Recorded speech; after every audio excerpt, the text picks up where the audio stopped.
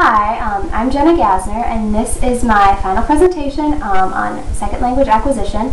What I will be relating second language acquisition to is a typical high school dance team season in Minnesota.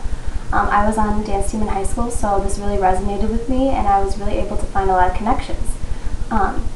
My physical model I will actually be creating during this, and I'll explain it at the end, but it's not fully ready yet, but it will be made by the end. So, the first step in second language acquisition is innate ability. Now, innate ability, I believe, is very important in a student. I think everyone has the ability to learn a language. However, people have different capacities, different LADs of how they're going to acquire this language. Some people are going to acquire more, some aren't. This is just like a dancer. How I relate this to dance team is, where does a dancer come in freshman year? Where is their starting point? Where is their basic talent and ability coming from? In this picture, you're able to see this. This is where I started out. I danced in a studio before, so this is where my technique level was. So when every dancer is coming in at a different technique level, just like each student has a different own innate ability. And without this, students may not be able to get acquire a certain amount, just like dancers may not be able to reach a certain level. And so it's very important, and some students or dancers, when they come to the dance world, don't have technique, and some do not have showmanship. So it's really how they will learn this over the process, but this is where their starting point is, their innate ability or their basic training. So this is step one. The next step is motivation. I am a firm believer that motivation is a huge factor in both SLA and dance team. Now, there's both the intrinsic and extrinsic motivation. I personally kind of believe that there's a little more extrinsic motivation in both SLA and dance team, because in SLA, students want good grades. They want to be able to travel. There's reasons why they're acquiring an outside force. They're not, some students are. I kind of always gravitated towards the Spanish language, and so there are students who just love and fall in love with the language, and that's why they're learning it. But a lot of times there's other outside factors. This is just like dance team. Some dancers do just love to dance, and they're dancing because they love it. However, in dance team, sometimes they might do it because they want to win. They want to win a certain competition, and they want to beat a team, and they want the feeling of that. They also maybe want a standing ovation. That's one of the greatest feelings. So a lot of times they'll go on the floor and be like, this is what we're doing, and that's what they're motivated by. So, and also, there really isn't integrated motivation in dance, because no one's really going to integrate into a dance like they are with a second language. However, there is instrumental, because some people want a career in dance, or they want a dance coach. So motivation is extremely important in both dance and SLA. Now, the next stage is input. This is when students get in order to process something. And input is very important, and it's just like what choreography would be to dance team. When teacher gives input to a student, it's important that they don't just give grammar and vocab, because that's not all the elements of a language. It also is the culture and the pragmatics of a language. This is exactly like dance team. When a captain or coaches, these are my coaches in high school, are giving information and giving the choreography, you can't just give it to them, just the moves and the skills. They're not going to get far. They also have to, they also have to learn the style, and they also have to learn the message, and what are you trying to get across to the audience that's watching. This is just like the culture. You can't just assume the more literal things need to be learned. There also is many other aspects. So it's important that as coaches, as captains, that when they're giving the choreography, just like a teacher is giving the input, that there's more elements to it. So that is step number 3. The next step would be the critical period. I do believe there is a critical period. However, I don't think someone can't learn a language if they are past the critical period. The critical period also would relate to the month of October in dance team. Like I said, with the critical period, it is easier probably for a child before puberty to learn a second language. And it is more difficult, and they may not acquire a native accent when they are speaking and learning as an adult. This is just like the month of October, because October is the crucial month in which the dance team learns their dance before competition season starts in November. So without October, if dance teams were to start later, their dances wouldn't be clean. Yes, like a student would be able to speak a language, a dancer will still be able to compete the dance, however, it may not be to the best abilities. So, October is extremely important. This also goes along with time a certain student is speaking a language. The more time you have immersed in the language, the better you're going to be off. Same with practice. The more time you practice, the better your dance is going to look. That's why my team practiced over 15 hours a week. And time also is a factor in, in a high school atmosphere, you're only getting language 1 hour a day, whereas in immersion school, you're being immersed in language for a full day long, so that can factor into how better you acquire a language. So, the critical period and time are step number 4. Okay. Now, step 5 is style. Style is the same word in both dance and in SLA. Now, style in SLA is how a student approaches learning something. They may be a left brain analytical learner and they might be a right brain visual learner. This is just like dance. When dancers come in, they're going to have a style that they're going to gravitate towards to and they feel more comfortable with. For me, it was more of a lyrical and not so much of a tight high kick. I wanted to dance. I wanted to be a little more free with my movements. When it comes to style, a teacher has to know how to approach this with their students. They can't just, if they see a style works better, they're going to have to work with that, and they're going to have to look, because the more they allow certain children, their students, or dancers' styles to be used, the more comfortable and confident dancers and students are going to be. So, like I said, I was more of a lyrical dancer here and a little more of a jazz. I had to learn a lot about high kick. I did get it eventually because it was something I had to learn, but my style will still always gravitate towards this. Same with hip-hop. Some girls are they get low when they dance, so they're going to gravitate towards hip-hop, and that's their style, just like some learners are field dependent and field independent. It's something that teachers have to look at so they know how to teach their class. So that's step number 5. The next step would be strategies. Now, strategies in the dance world would be how people have technique practice. Strategies can change often, however, styles won't. So a dancer, for instance, is always going to like the lyrical style. However, they're going to have to take strategies to approach how are they going to do a kick dance. This would be kick drills. My team often did kick drills every day to start practice because, yes, there were dancers in there who are not natural high kick dancers. The same thing happens with ballet technique. There are some who are just naturally strong but can be graceful. Ballet technique would be a strategy that a team would use to approach this problem, how they can help their dancers out. The same thing a lot of teams did across the floor. This would be similar to strategies used in the classroom, like using flashcards, making outlines, having songs to help memorize something. And because of the style, kids are going to find strategies that are going to work better for them and how they're going to fix a problem. Also in language, some of them are more towards input, but they also have strategies that can help with communication, which is critical because some students are going to face problems when they're communicating in their second language. So this is going to help them do better with like circumlocution and avoidance of a certain topic and word coinage. These are strategies that are going to help the students. So both strategies and relate to styles. However, strategies are going to change, just like technique practice is always going to change for a team, but a dancer is always going to go towards a style. So that is the next step. Okay. Step number 7 is what I would consider to be connectionism, or making connections. This is also would be the same kind of name in dance team, or more just thinking overall. But making connections in the classroom is when a student is learning something new and they connect it to something already old that they know cognitively. And this would be the same with dance. For instance, the example I'm using here is with turns.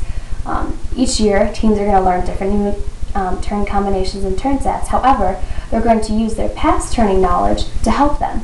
They may know that the prep is the same and that they're going to have the same pointed toe and the same leg. However, they might have to change their arms. They may have to go out instead of be in, and they may have to rotate 6 times instead of 4 times. They're still connecting to new past dance moves, but they are connecting the new things with them. And this is just like language learning, you know. When they're learning new conjugations, students are going to connect things to what they know in the past to the new. And this allows students to draw lines, and it allows learning to happen more gradually instead of just so abruptly, because they're able to make associations, and these associations are usually memorable by students, so that's extremely important. So that's that. The next stage would be, which I found really interesting in the reading and I always liked, was cognitive pruning. Now, this in second language acquisition is when a student starts to get rid of the material in their brain that they don't need because it's too cluttered, it's not necessary, and they need to make room for new material that is needed to acquire a second language. Now this in dance team happens quite often, and sometimes it can be tough for a dancer, just like it may be hard for a student to get rid of information, but it is when teams would cut dancers, you know, because they're not very good, and they might change moves that are kind of awkward and don't look good because they know that there are better moves that the team can do. So, cognitive pruning is usually a process in dance team that happens midway through the year after they've seen the dance out on the floor and they know what is going to look better on the team and what dancers need to be cut. And it's important too because sometimes students and dancers can both become anxious with so much material coming at them that they need to stop and cut things out and put new things in and get rid of stuff. It's just how it is, and it's really important in both SLA and dance team. So there's that step. The next, which is one that I think we've really talked about a lot at the end, is interaction. And this is extremely important, once again, in both. Many of these stages are important in both dance team and SLA, but I think this one is as well. Interaction in the classroom is very important because it allows students to try out their language. I mean, how is a student going to learn a language without talking to someone and without, you know, hearing how they sound? Well, this is similar in dance team. I mean, you're not interacting with your moves, you're still interacting speaking. And in dance team, this can be instructional comments when coaches come up to you and be like, hey, Jenna, watch your leg, and they'll give you comments that will help you.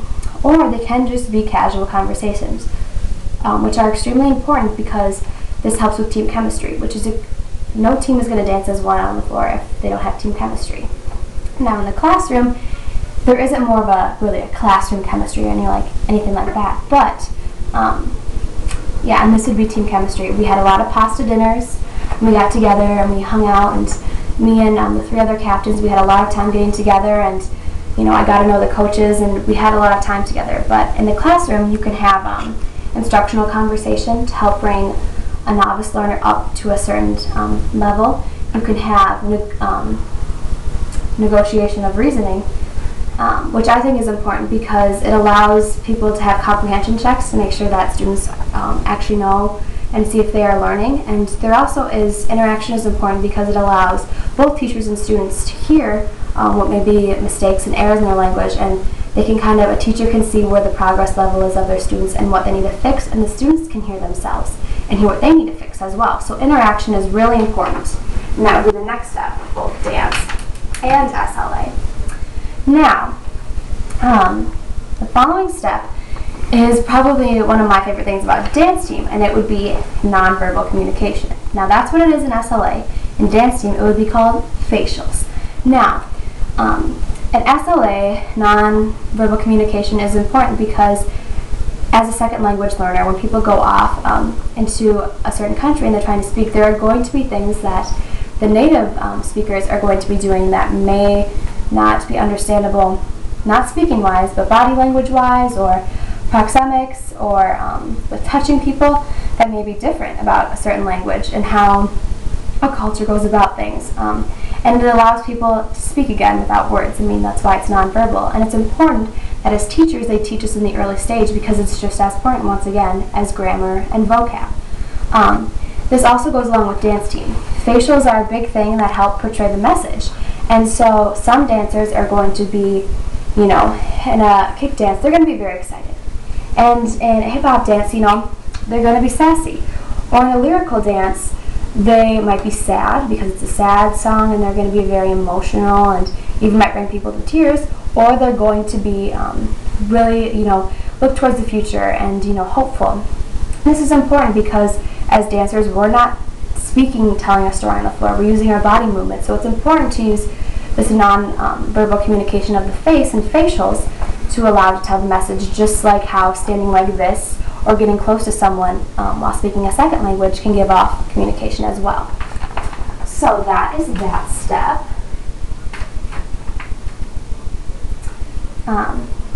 The next one that we're going to be talking about is self-monitoring. And I think this was a really interesting point brought up because as a student, it is important that you're watching what your output and what you are learning, so you know what mistakes you're making and that you can monitor your progress. This is the same thing in dance team. What we do, and lots of sports do, is we watch film or we watch our performances, and this allows a dancer to look at themselves and say, what am I doing wrong, what am I doing great, and what do I have to fix for the next time. As a learner, this would be the same thing. They might speak to their partner next to them in class, and they might hear something funny and go, that doesn't sound right. What do I have to fix in my sentence? And I think and analyze different things, even in their writing. If they have to write a little paragraph about, their past weekend in a second language, what things in the sentence aren't working. They can get it back from a teacher and notice patterns, and they have to monitor that and be like, I need to fix that. And I think self-monitoring in both dance team and in second language acquisition shows dedication of the student or the dancer because they want to get better as a dancer or as a student. So self-monitoring and just watching tape is very important. I mean, I'd always watch myself, facially wise, I knew I was fine. But was I hitting the right position? Or, here, my kick is bent. That's not acceptable. I had to know, okay, Jenna, you need to straighten your knee all the way up when you're bringing it up. So that is also important. The next stage is intake, which is when the input that a student is given becomes remembered and becomes natural. This is what I would call muscle memory in dance team. And this occurs a lot also midway through the season when a dance team, the moves become natural and the dancers don't have to think about it anymore. And that's what the coaches want. They want the dance team to come on the floor and every move, whether it's on the floor, doing a kick, even a facial, just as naturally to them. They not have to think about it. They just have to enjoy their time on the floor. And, their body will do what they have to do and they don't have to overthink. And that's what a teacher wants for their language learner. They want the input that they are giving them to transform where it becomes natural. This is important with a student learning a second language because they have to understand that, when you're having a conversation with a native speaker, you can't just pause and be, hola, you have to say things very naturally. Use usted versus tú naturally when it comes to Spanish. So both intake and muscle memory are very similar where it allows things to become natural, allows conversation to become natural and a performance to become natural, and you get to enjoy what's going on and not be stressed out and overthinking things. So that is next. Second to last one is what I probably would enjoy. Another thing I enjoyed most on dance team would be the performance aspect, which in second language acquisition would be output. Now, when it comes to output, this is, of course, again, what the students are giving. They process the input, maybe it's already begun to become intake, and they're going to feed it off. They're going to give it to the teacher, they're going to speak, they're going to write. In dance, this would be the competition. This would be you out on, the state floor, the section floor, and you performing your dance. Now, what also has to be understood is that when people are giving their output or they're competing at a competition, this may not represent their full competence. For instance, this might be my full competence. That is how high I can get my leg up to. However, in this picture, my leg is not that high. That's my performance level. So you may be able to know things, just like a learner may know every single verb conjugation. However, when they have to speak it, they may not perform to their full competency. And it's also important, one thing I really did not like about Krashen's model is how he didn't talk about the importance of output, because output shows that the relationship between input and output they're supposed to be together, I believe. I don't think that input is the only important thing. This is the same belief that I believe in the classroom. It is not just the teacher's role when it comes to learning. It also is the students. How are they processing the information? Yes, a teacher needs to give it in a way that approaches, a style, and the student uses strategy to get it. However, students and teachers have to share the relationship when it comes to learning a second language. And actually right now, to show what performance is in competing, just like a student would speak, give a certain presentation, I'm going to show a performance from state last year, which my team took second in state with KIC. And this actually, my coach would probably say, is close to our competency level because it was almost exactly what we could have done. Yes, some dancers may not have been at their full competency level, but most dancers were. So I'm going to show you that really quick before we have our last one. So we're going to move over here, and I'm going to show you this.